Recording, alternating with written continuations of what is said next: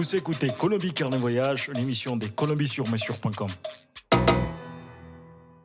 Bienvenue à tous et à toutes dans un nouvel épisode de Colombie Carnet Voyage, l'émission podcast de colombiessurmesures.com.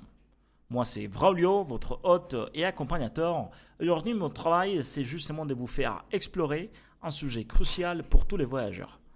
Quand partir en Colombie? Quelle est la meilleure période pour visiter ce merveilleux pays? Alors, attachez vos ceintures, on décolle. C'est vrai que chez Colombie sur mesure, on va organiser justement tous les circuits au fil des envies et des besoins de nos voyageurs. Donc, c'est pourquoi on a décidé d'aborder cette émission à partir de différentes choses.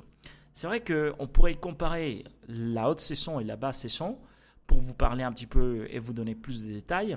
Mais c'est vrai que si les gens pourraient préférer justement d'organiser leur séjour en fonction d'un festival en particulier, en fonction de peut-être la visite à un parc national spécifique ou tout à fait, pourquoi pas, en fonction des budgets, en fonction de la disponibilité, en fonction de vos vacances de travail ou vacances scolaires des enfants.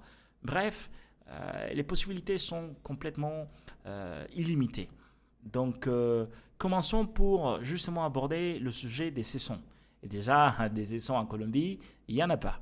Donc, vu qu'il s'agit justement d'un pays qui se trouve dans la ligne de tropique de Cancer, de tropique de l'Équateur, finalement, contrairement à ce que l'on pourrait penser, la Colombie n'a pas vraiment de saison au sens où on les connaît en Europe ou dans l'hémisphère nord de la planète. Ici, on parle plutôt de saisons sèches et de saisons de pluie. Mais attention, cela varie énormément selon la région ou la destination que vous visitez. Par exemple, à Bogota, la capitale, située à 2600 mètres d'altitude, il peut faire frais absolument toute l'année.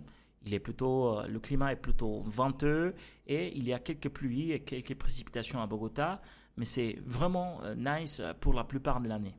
Alors qu'à Carthagène, sur la côte Caraïbe, c'est l'été perpétuel. C'est bien chaud, c'est humide. Imaginez-vous justement en suant avec un mojito à la main et un bord de mer. C'est vraiment incroyable.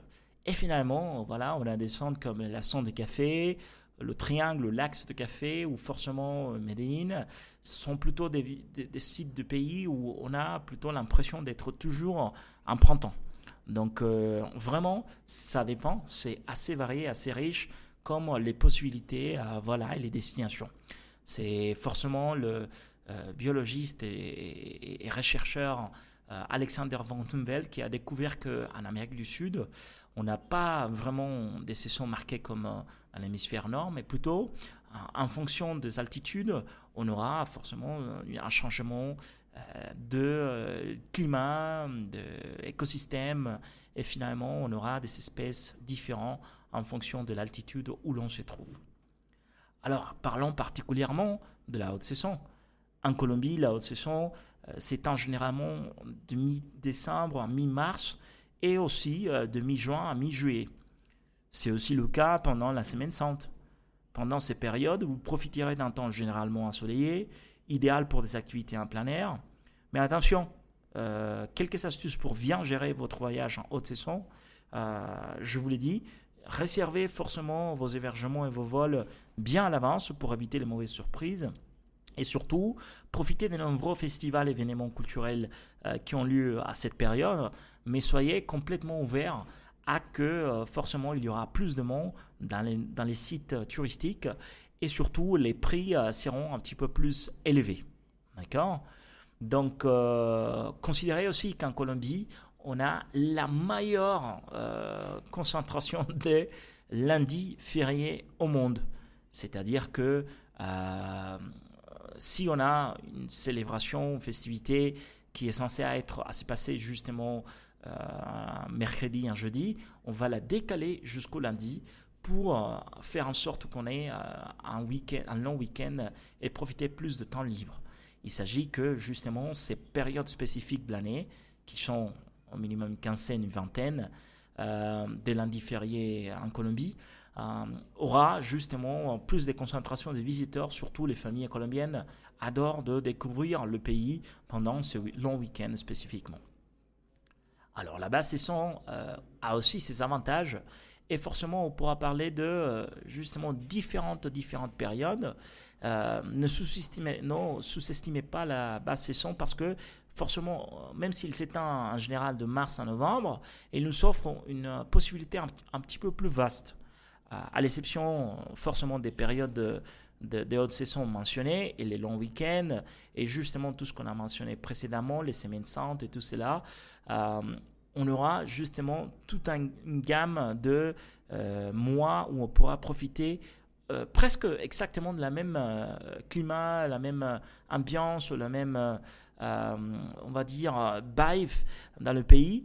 Et contrairement à ce que l'on pourrait croire, la basse saison offre des avantages bien intéressants comme le prix qui sera beaucoup plus intéressant, les vols sont plus disponibles et aussi il y aura moins de monde dans les sites à visiter et surtout ça va vous donner justement l'impression de dépaysement.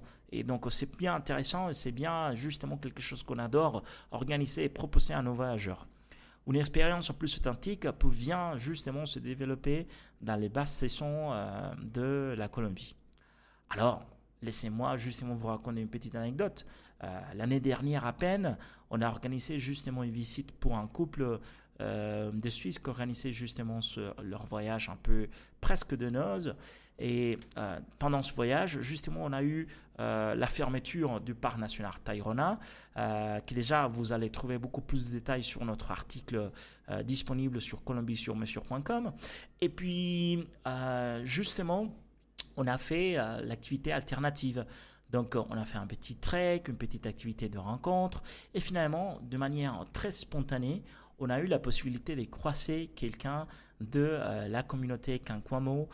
Et donc, on a échangé. Il a eu la possibilité de nous faire justement une explication un petit peu plus en profondeur de sa culture, justement comment il justement assume en général le monde, une culture écologique et surtout comment eux ils considèrent que nous les occidentaux, colombiens ou français ou suisses, justement on est plutôt les petits frères finalement parce qu'on a des comportements qui sont un petit peu moins respectueux envers l'environnement et eux ils sont en état d'esprit un petit peu plus élevé concernant cela.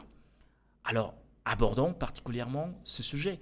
Déjà, c'est incroyable de pouvoir faire ce type de rencontre en basse saison parce que les gens sont beaucoup plus ouverts ou disponibles à nous accueillir.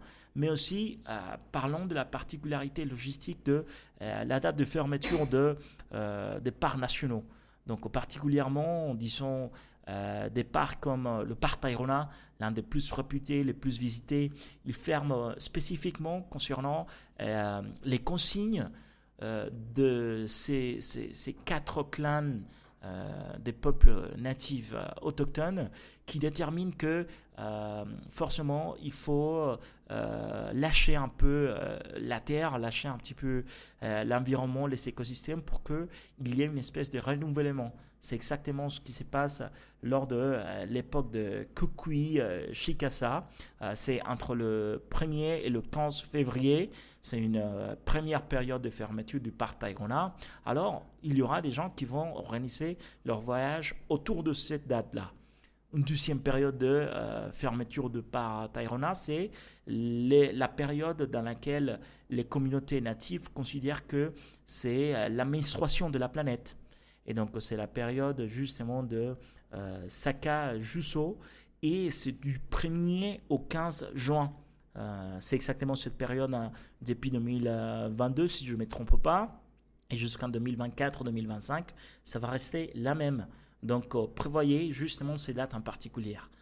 Et une dernière date, très intéressante à considérer aussi des fermetures du parc Tayrona, c'est la période où les communautés natives considèrent que c'est la période des rituels des animaux envers la terre. Et c'est la période de Navatashi. Et ça va du 19 octobre au 2 novembre. Donc voilà, faites attention à ces dates en particulier pour justement l'organisation de votre voyage, vu que justement, si vous n'avez pas l'occasion de faire la découverte de merveilleux parcs naturels nationaux Tayrona, ça serait justement à vous de justement trouver des alternatives. On aura forcément dans notre blog des possibilités des alternatives. Donc, n'hésitez pas à forcément nous contacter pour organiser justement des activités dans la région ou aussi pour parler un petit peu plus sur l'organisation d'un circuit sur mesure. Donc, les avantages de la basse session sont nombreuses et donc, en général, c'est à vous complètement de décider un peu comment vous allez justement considérer la planification de votre voyage. Et j'ai eu donc la chance de finalement organiser des merveilleux voyages dans cette période en particulier. Et on vous recommande justement analyser parce que bien si beaucoup des gens estiment la période septembre-octobre comme des mois un petit peu moins attirants, vu qu'il y a un petit peu plus de précipitations, j'aimerais vraiment attirer votre attention sur ces mois en particulier parce que souvent, bien qu'ils sont considérés un petit peu comme une partie de la basse saison, ces mois justement permettent une compromis de visiter la Colombie dans le cadre des activités un petit peu plus respectueuses envers l'environnement. Il y a beaucoup moins d'impact quand on voyage en basse saison et donc ça sera très intéressant aussi. Le temps en général entre septembre et octobre, je le sais bien parce que c'est mon anniversaire, est généralement très agréable dans la plupart des régions, sauf si on parle par exemple de la région de la côte Pacifique. L'une des régions avec justement la pluviosité la plus haute de la planète. Et donc, vous pouvez profiter de nombreux événements culturels pendant ces mois-là. Par exemple, le festival de jazz à Bogota en septembre ou justement le festival de cumbia à El Banco en octobre sont des expériences vraiment uniques qui peuvent justement vous faire découvrir le pays d'une manière complètement alternative et différente. Donc, en fin de compte, la meilleure période pour visiter la Colombie dépend absolument de vos préférences personnelles, de vos plans, de votre itinéraire et surtout, ça sera au fil de vos envies, de vos besoins et de vos passions. Donc, que vous choisissez la haute saison pour profiter du soleil et des festivals et d'une ambiance plutôt animée, ou la basse saison pour une expérience plus calme, plus tranquille et surtout économiquement plus favorable, la Colombie vous réserve toujours des surprises et des moments inoubliables. Donc, n'oubliez pas, chaque région a des particularités. Je viens de vous dire, justement, en fonction des altitudes, ça sera un petit peu moins ou plus fortes ou plus hautes les températures. Donc, considérez justement toutes ces particularités climatiques. Renseignez-vous bien avant de planifier votre circuit, votre voyage. Si vous êtes un petit peu perdu, on offre la possibilité sur notre site de justement réserver un espace pour discuter un petit peu plus en détail avec nous. Et surtout, gardez l'esprit ouvert et laissez-vous surprendre pour la diversité et la richesse de la Colombie, et peu importe le moment de l'année où vous venez nous rendre visite. Alors, c'est pour nous tous les détails aujourd'hui. J'espère que cet épisode vous aura aidé à mieux comprendre quand partir en Colombie. Et n'hésitez pas à visiter notre site colombisurmesure.com pour plus d'informations et des conseils et des astuces personnalisées. À bientôt pour de nouvelles aventures colombiennes.